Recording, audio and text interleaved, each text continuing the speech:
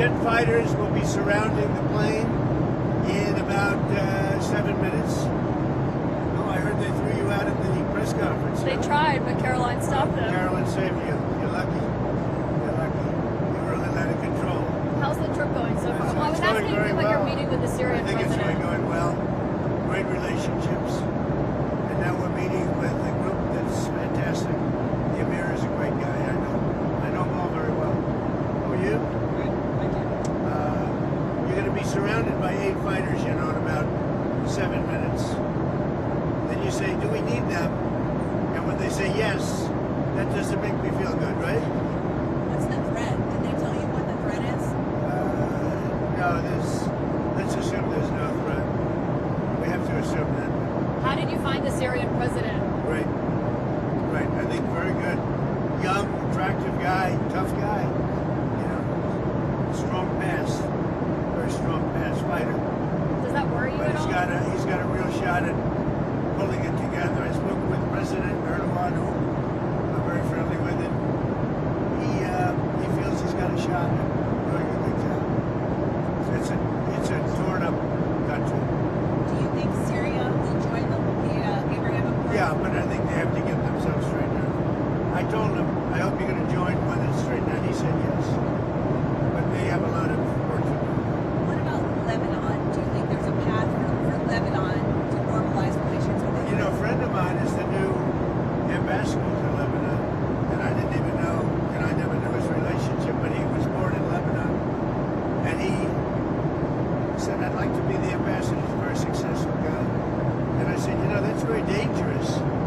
He said, I don't care. I love my country, and it's worth it to do. I'll go and interview him sometime, Michel. He's a great guy, but I think he's approved or almost approved. But, there's a danger there for a very successful man to go and do that. I said, you sure you know what you're doing? It's like Doug taking pictures, right? So you got some good shots, I guess. That's a beautiful scene. The last scene at the airport I thought was beautiful. We rode out together. They generally don't do that. They don't generally meet presidents. There have been some reports of the Syrian president wanting a Trump Tower in Damascus. Did that come up at all? No, that I haven't heard. We'll have to wait a little while. Everything's calmed down a little while with the country. I think he's got the potential to do. He's a real leader. And, he led a charge, and he's pretty amazing. But did you see him? Did you get to see him? He was there. He was with us at the event.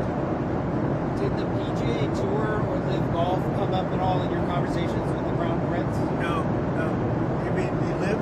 Yeah. No, we didn't discuss it. What about that the Saudi intelligence agent? The 9/11 families want the Saudi intelligence agent to be extradited to the United States to face charges for 9/11. Did that come up in No, conversation? it didn't. But I know all about it, but it didn't come up. On Israel, you're not going to Israel. Does this trip sideline Israel at all? No, not at all. No, this is good for Israel. Having a relationship like I have with these countries, Middle Eastern countries, essentially all of them, I think it's very good for Israel. Can I ask you again on Israel? On the hostage deal, did any of your people speak with Israel about the release of the American hostage? I'm sorry, on the sanctions lifting of Syria. He done. Well, let me ask on Edom first. What credit does Israel deserve, if any, for that release of the hostage? Well, they've been fighting a long time. They're warring. And I think they deserve a lot of credit. I think my people deserve a lot of credit, maybe the most credit. He wouldn't be there if it weren't for us. He wouldn't be living right now. Probably none of the hostages would be living right now. And we probably have 20 that are living. And we'll be getting out step by step. A lot of progress. We've gotten a lot of them out. And last time, a couple of weeks ago,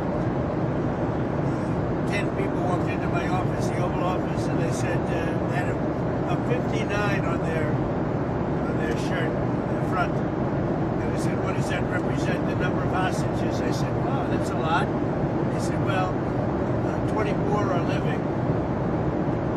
now it's 20. The number is 20 and living. 4 have died, and the young people don't die. You know, young people are killed, they don't die. So the 24 living of the 59 to 24 living is now down to 20. And we got Edan out. It was great. His family was so thankful.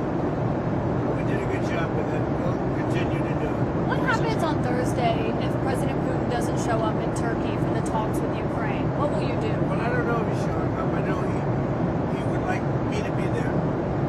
And that's a possibility. If we could end the war, I'd be thinking about that. Now, tomorrow, we're all booked out. You understand that? We're all set. But you'd go if he We're goes? going to go UAE tomorrow.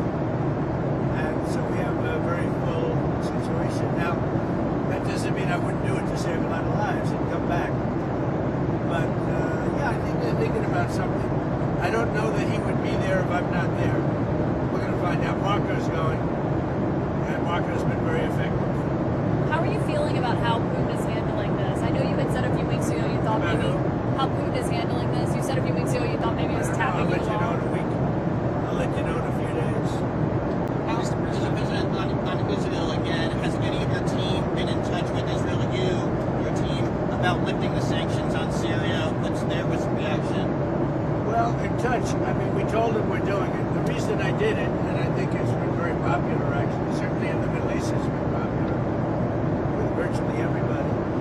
But the reason I did it is because I spoke with President Erdogan, who I get along with very well, and I spoke to Mohammed, as you know, was with them, and they thought it was very important to do. It gives them a much better chance of survival as a country. Can you share what Netanyahu thinks about it?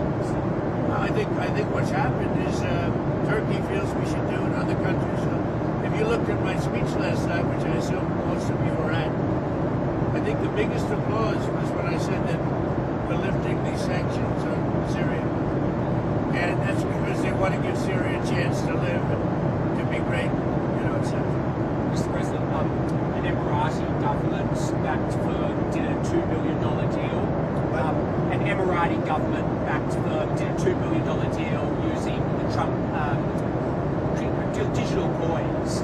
How did that deal come about? I don't know anything about it. I really don't know anything about it, but I'm a big crypto fan, I will tell you. I've been that from the beginning, right from the campaign. I'm a believer in crypto, and if we're not going to do it, China's going to do it. The way I look at it, it's like AI. I'm a believer in AI because we have to have it. We're leading China by a lot. And in crypto, we're leading China by a lot. So I'm a big crypto You didn't fan. know about that? No. Senator Schumer said he wants to block your Justice Department political appointees until he gets answers about questions about the Qatari plane. What's your Schumer response? is, he's become a Palestinian. Something wrong with him. I don't know. I've known him a long time, and there's something wrong. He's lost his confidence totally, and it's just something wrong with him. I don't know what it is with Schumer. Yeah, did you have a question? Go ahead. Well, I've got two questions on Iran and Russia.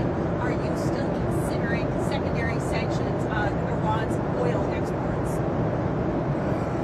Let's see what happens over the next week. I don't really want to answer it because I want to see what happens over the next week. Go ahead. Okay, and then on Iran and Russia, are you considering sanctions on Russia for supporting Iran and for the continued war in Ukraine? Well, again, I don't want to talk about it, but I'm always considering the secondary sanctions. I had the secondary sanctions on Iran and drove them into bankruptcy, and there would have been no October 7th. There would have been no money for Hamas or Hezbollah or anybody else. So I'm always, and as you know, I put secondary sanctions on Iran again. And hopefully they're going to make the right decision because something's going to happen one way or the other.